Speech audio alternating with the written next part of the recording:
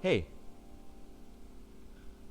so I've been reading some Jordan Peterson lately, and um, in his book, 12 Rules of Life, there's a quote there. It said, "You can only find out what you actually believe rather than what you think you believe by watching how you act. You simply don't know what you believe before that. You're too complex to understand yourself." Why is it that we find ourselves not actually understanding who we are? As a 20-year-old, in as a college student, I feel as like I am still looking for who I am, especially coming from a more semi-conservative background. Sometimes I feel like I have understood myself perfectly in and out. During those times, I feel as if I have a grasp of who I am, what my values are, what my beliefs are. But I had to notice that it is during the times where I feel most confident about me knowing myself. It was those times where everything was going for me, and I realized that feel like you know yourself the best when you are the happiest, and emotions have a profound effect on how we see ourselves, on how we introspect. It is when you feel like you have the world on the palm of your hands. You have this notion of, I know what my identity is, I know who I am inside out. It is those people who believe that they know themselves during the best times of their lives, who think that they have understood their identity. I think they're blinded.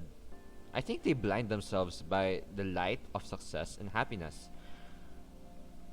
Actually, come to think of it, I believe that no one will ever 100% know themselves, since you will forever be in flux, and you will never truly know who you are unless your actions and your values are in tune with each other constantly. I believe that it is in times of stress, anxiety, emotional pain, where you begin to know who you are inside basing on your actions.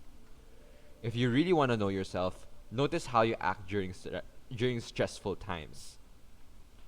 A book that really depicts this is Crime and Punishment by Dostoevsky.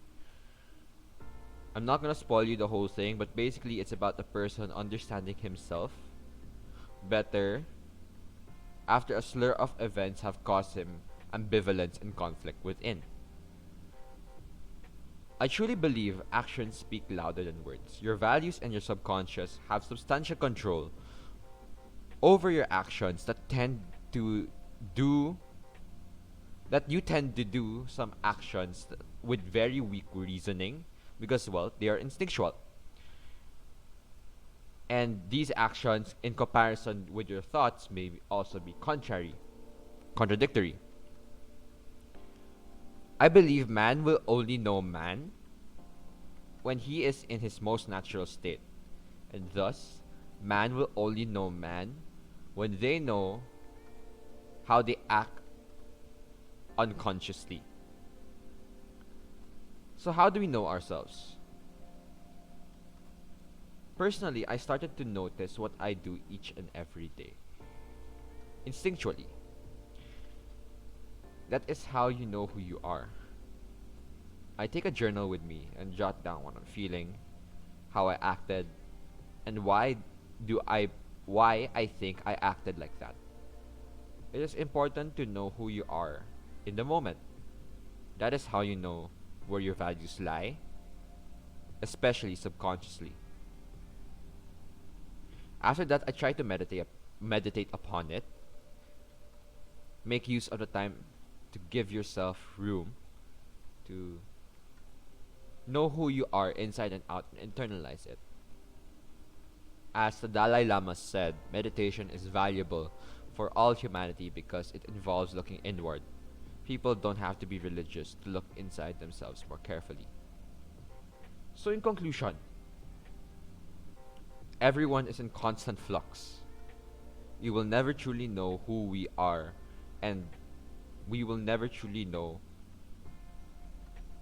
the full capabilities of our own identity. That's what I believe in.